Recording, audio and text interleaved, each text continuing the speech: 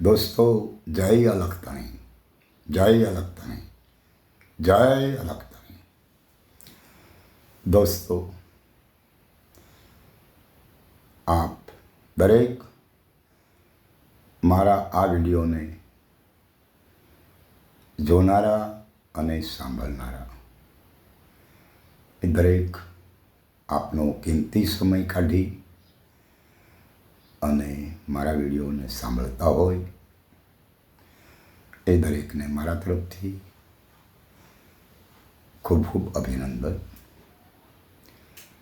તો દોસ્તો, આજે હું જે વાત કરવા જઈ રહ્યો છું એ વાત મહાપુરુષોના સિદ્ધાંતોવાળી હશે, કારણ કે ક્યારેય પણ મેં એવી કોઈ વાત કરી નથી કે જે મેં મારા ગજાની કાઢી હોય.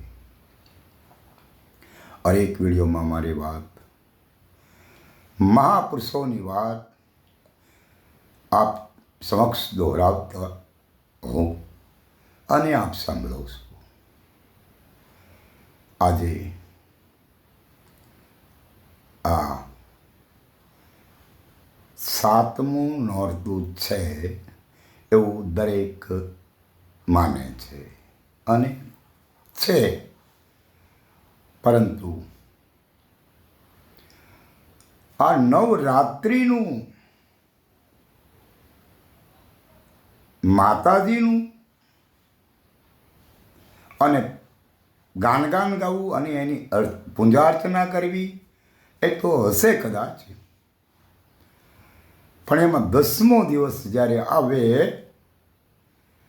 ત્યારે વાત એવી ઊભી થાય કે વિજયાદશમી કે દશેરાના દિવસે રાવણને મારી અને રામે વિજય મેળવ્યો, આવી એક પરંપરા ચાલી આવે છે. તો આપણે એ પણ માની લેવું જોઈએ કે રામ અને રાવણનું યુદ્ધ કદાચ 10 દિવસ ચાલ્યું હશે અને એમાં નવરાત્રિનો મિનિંગ 9 દિવસ, રોજ દિવસ ઉગે એના હાથમે અને રોજ એક દિવસની અંદર એકાદ મહાન યુદ્ધો જે વીરગતિને પ્રાપ્ત થતો હોય, એમ થતાં થતાં રાવણની લંકામાં 9 દિવસે તો સાફ થઈ ગયું અને 10મા દિવસે કહેવાય છે કે રામે રાવણ ઉપર વિજય મેળવ્યો અને વિજયાદશમી નામથી આપણે બધા ઉજવીએ છીએ. પણ મનુવાદીઓએ રચના કરેલી આ વાતને શૂદ્ર સમાજના લોકોએ માની લેવું એ કેટલું વ્યાજબી છે, કારણ કે આ પૃથ્વી ઉપર આ એશિયા ખંડમાં મારા ખ્યાલ મુજબ 10 થી 12 દેશો આવેલા છે. એશિયા ખંડ એક જ બોલાય, જેમાં દેશ ઘણા બધા છે. ત્યારે આ રામ અને રાવણના યુદ્ધની વાત ખાલી ભારત પૂરતી કેમ, બીજા દેશોમાં કેમ નથી કોઈ જાણતું? માટે વિચારવું જરૂરી છે. સત્યની ખોજ કરવા નીકળો, હકીકતને સમજવા નીકળો. મેં ઘણી વખત વાત કરી છે, મેં લડી શબ્દ હિન્દી છે.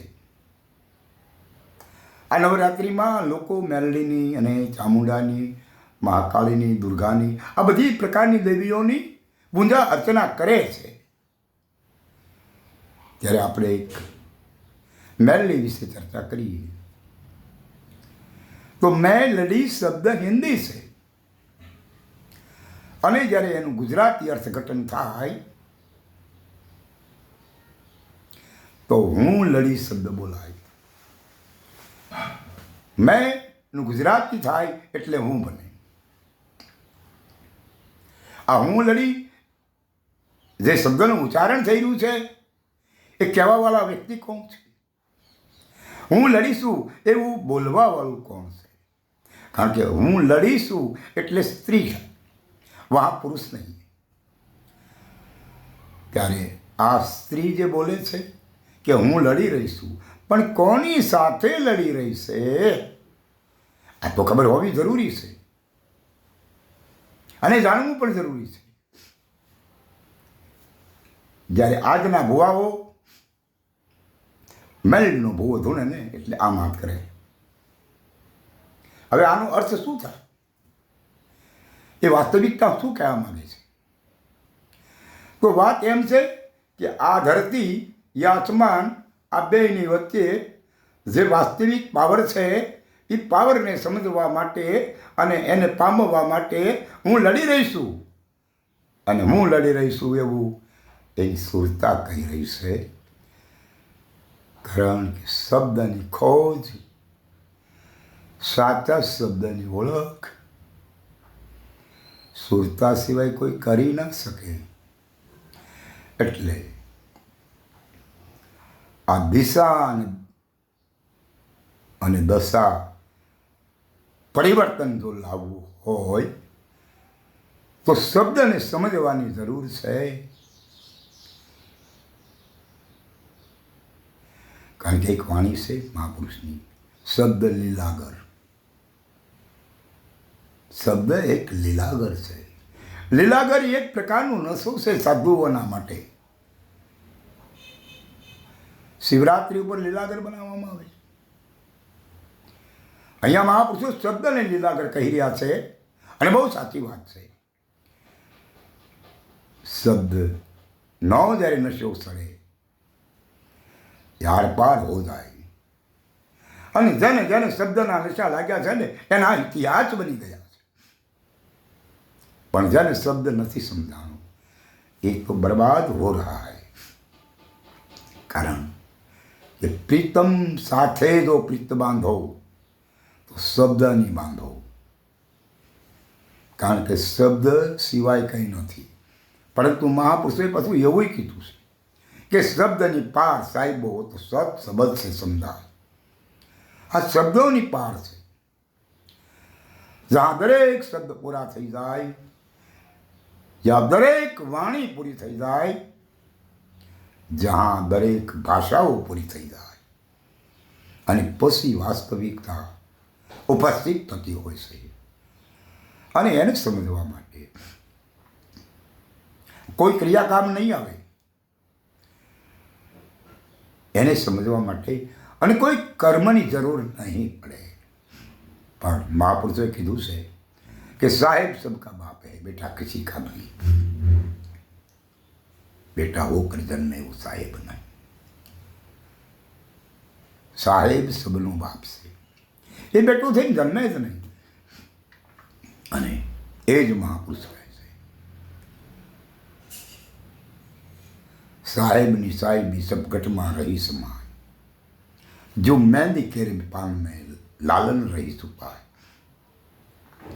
તો દરેક ઘટમાં હોય તો પ્રગટ કેમ નથી? તો જે ઘટની બલિહારી વો ઘટ પ્રગટ ભઈ. જે ઘટ દ્વારા, જે પંચ મહાભૂતના દેહાની ભાવથી, જેમાં પટ મઠ ને ઘટ આ ત્રણ મુદ્દાઓ છે, એમાં જે ઘટે બલિહારી કરી હોય, પટ મઠ અને ઘટ, આ ઘટ જ્યારે બલિહારી કરે ને તો પ્રગટ થાય. હવે ઘટથી બલિહારી કરવી તો કેમ કરવી? એ મહાપુરુષના સાનિધ્યમાં જઈ અને સમજી લેવું જોઈએ. અને આ જરૂર છે. અહીંયા મંદિરો મસ્જિદો બાંધવાની જરૂર નથી. અહીંયા કોઈ ગુરુદ્વારા બાંધવાની જરૂર નથી. અને મહાપુરુષોએ કોઈએ કંઈ કર્યું જ નથી. આ સંત જીવન ઘોઘાવદર નિવાસી એની વાણી છે કેની પર રીત છે મેરે રામ. એ આખી વાણીની અંદર એ જાલુઆઈને સમજાવતા કહે છે કે હે જાલુઆઈ, મારા રામને રીઝવવા માટે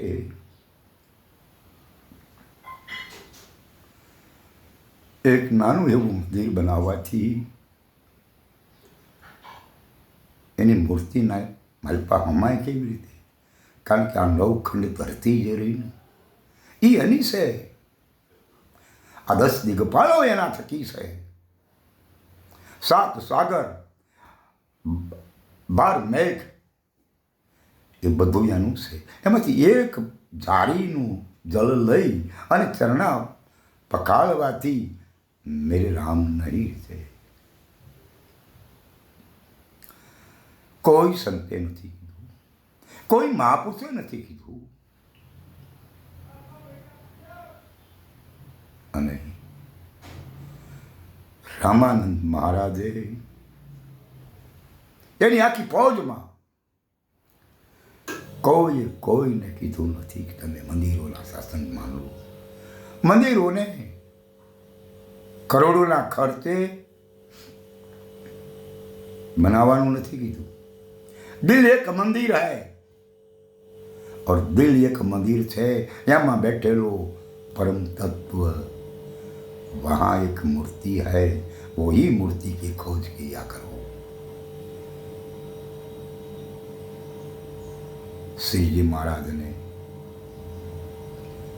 સ્વયં રામાનંદ મહારાજે જે વાત બતાવી છે શિવ અને જીવની એકતાની, એમાં મંદિર અને મૂર્તિ કોઈ અસ્તિત્વ રહેતા નથી. यदि આ વાત સમજાય ને તો यहाँ मंदिर नहीं, मूर्ति नहीं, कोई आरती नहीं, यहाँ अनुभव की बात होती रहती है. અને શ્રીજી મહારાજે જે ધર્મની સ્થાપના કરી, જે સંપ્રદાયની સ્થાપના કરી, જેને પંથ કહેવામાં આવે, સંપ્રદાય સ્વામી નારાયણ નામનો પંથ ચલાવવામાં આવ્યો. સ્વામી કહેતા માલિક થાય, નારાયણ કહેતા પરમ તત્વ થાય. આ શ્રીજી મહારાજને સ્વામિનારાયણ નહીં કહેવામાં આવ્યું, કારણ કે શ્રીજી મહારાજે તો એ સંપ્રદાયની સ્થાપના કરી છે. પણ સ્વામી એટલે માલિક થાય, નારાયણ એટલે સ્વયં થાય. આ સ્વામિનારાયણની વાત છે. એને મંદિર બનાવવાનું સપનું નહોતું વિચાર્યું, પણ એટલા માટેની વાત હતી કે જો કોઈ જગ્યાએ મંદિર હોય સામાન્ય, તો મારા હરિભક્તો આવે મંદિરે અને મારું વચનામૃત સાંભળે, અને સાંભળ્યા પછી આ 500 બનાવેલા પરમહંસને પ્રશ્ન કરે કે મહારાજ, કાર્યાળીમાં સત્સંગ થયો, જેમાં સળદર્શન, 7મી ભૂમિકા, આ બધી વાતો આવી, એ કેમ છે? અને ત્યારે આ પરમહંસો સાચા અને નિષ્ઠાવાન, પ્રેમી, જિજ્ઞાસુ અને ભાવિક જતી સતી નહીં આ વાતને પીરસે. આજે તો એવું રહ્યું નથી. આજે તો એવું ચાલે છે. આજે હું જે વાત કરી રહ્યો છું એ આપ દુઃખ ન લગાડતા, અને લાગે તો હું શું કરું? જે હકીકત છે કહું છું. શ્રીજી મહારાજ શ્રીએ જે સંદેશો આપ્યો છે ને, એ સંદેશ તો સાઈડ કરી દેવામાં આવ્યો છે. આજના સ્વામિનારાયણ સંપ્રદાયના સાધુઓ શ્રીજી મહારાજના સંદેશને સાઈડ કરી નહીં, અને ગામડે ગામડે હરિભક્તોના ઘરે જાય છે.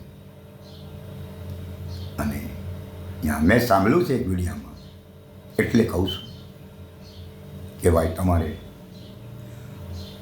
1100નો થાળ ધરાવો, ઠાકોરજી તમારું કામ, મહારાજજી તમારું કામ કરી દેશે. તમારે 2500નો થાળ ધરાવો. આ સિસ્ટમ છે. શ્રીજી મહારાજે આવી વાત કરી છે. સત્યને પરખાવો.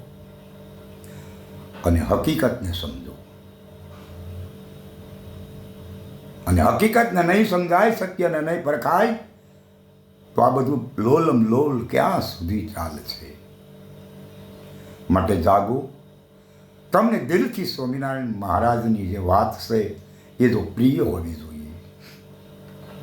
શ્રીજી મહારાજની વાત પ્રિય હોવી જોઈએ, વ્યક્તિનું નહીં. તમે શ્રીજી મહારાજને ભગવાન માનતા હો તો મને દુઃખ નથી, પણ ભગવાનની વાતને પહેલાં માનવી જોઈએ ને.